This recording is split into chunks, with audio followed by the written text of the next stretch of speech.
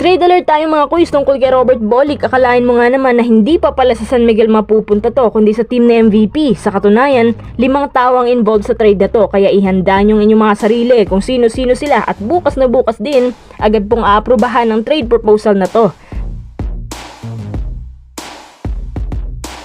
Next update, Ivan Nasca, ligwak na sa SMB. Naghahanap na ngayon ng SMB ng mas malaking import na kapalit niya.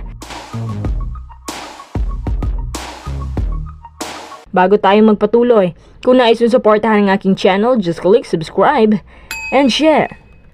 Gaya ng nababasa nyo sa mga legit sports websites, kumpirmado na ho na ititrade na ng Northport si Roberto at 5 tao pong involved sa trade na to. Sa Northport, si Robert Bolick at Ken Salado ang papakawalan, habang sa kabila ang kapalitan, Don Trollano, Chris Rosales at Benedict Adamos. Alam niyo kung sino lugi? Sa palagay ko, luging-lugi ang NLEX sa trade na to. Bakit ko nasabi? Una, si Ken Salado na kasama niya sa trade, hindi naman masyadong legit na gwardya at hindi masyadong nabibigyan ng playing time sa Northport. Kapag napunta sila ng NLEX, si Bolick lang ang mapapakinabangan nila ng lubos. Si Bolick, alam kong big boost yan sa kanila. Magkakaroon sila ng pang all-around go-to guy na maasahan bilang shooting guard, point guard, wingman at offense initiator. Package deal naman po itong si Roberto. Kaso lang, itong San Miguel na matagal nang nakasubaybay kay Bolick, naghahanap lang ng tiyempo kung kailan nila makukuha ang gwardyang to. Kapag ang San Miguel naman ngayon gumalaw laban sa NLEX, sigurado ako na tatargetin nila si Bolick at kukunin sa pamamagitan ng trade or UFA rights. Tapos papalitan lang nila yan ng bench player or di kay veterano pero matanda na. Tanging matitira na lang sa NLEX ay si Ken Salado na kasama ni Bolick noon sa trade.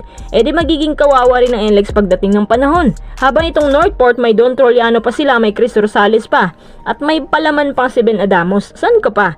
Alam niyo ba na si Chris Rosales at Don Trollano ngayon ang may malaking ambag sa NLEX?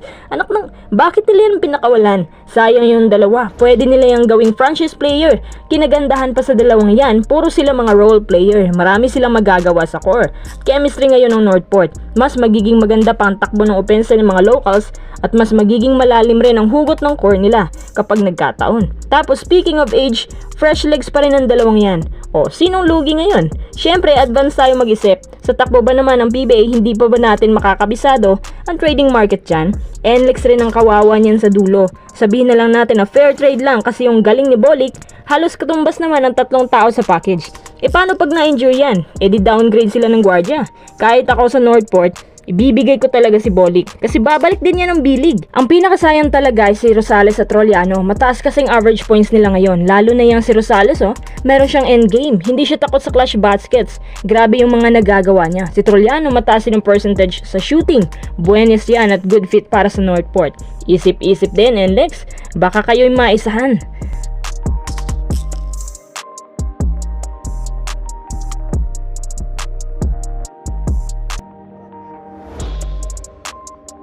Tara, next update tayo. Naku, San Miguel, ano ba talaga nangyayari sa inyo? Hindi ko maintindihan kung sa coaching bang problema o kay Aska o mga locals.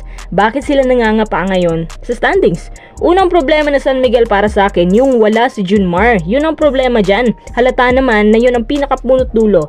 Tingnan nyo, kapag wala si Junmar, yung import nila parang locals lang nilalaro. Tapos dagdagan mo pa ng walang maayos na coaching, sabayan mo pa ng humihina at aging na locals. Sino hindi mangangapa niyan? Halos talunin nga ng rain or shine yan. Alam niyo ba kung sino sinisisi ng management? Si Ivan Nasca. Medyo maliit daw at malayo sa nilalaro ng ibang import na nakuha nila recently. Yun naman pala, bakit pa nila pinagpatuloy? Mas magaling pa nga siguro dito si Diamond Stone. Totoo nga naman na si Ivan Nasca, hindi masyadong fit sa San Miguel pero hindi naman siya ang pinakaugat ng problema. Ang daming factors dapat na ayusin ng San Miguel. Bumababa ang quality ng kanilang core at hindi na balanse kasi puro one-on-one player ang kinukuha. Yan tuloy. Tsaka ang SMB ngayon maraming injured na players. Sa palagay ko, kahit magpalit pa sila ng import, as long as wala si Junmar, wala rin yan. Noon ko pa napapansin na kapag wala si Abay sa kanila, mahina itong SMB. Masyado silang dependent kay Abay. Ayon sa spin, naghahanap na raw sila ngayon ng import na mas matangkad at bulky, pero may kabilisan, lalo na't wala pa si Abay at hindi pa siya agad makakabalik. Sino naman kayang import na yan? Abangan na lang natin ang final announcement ng SMB management maya-maya.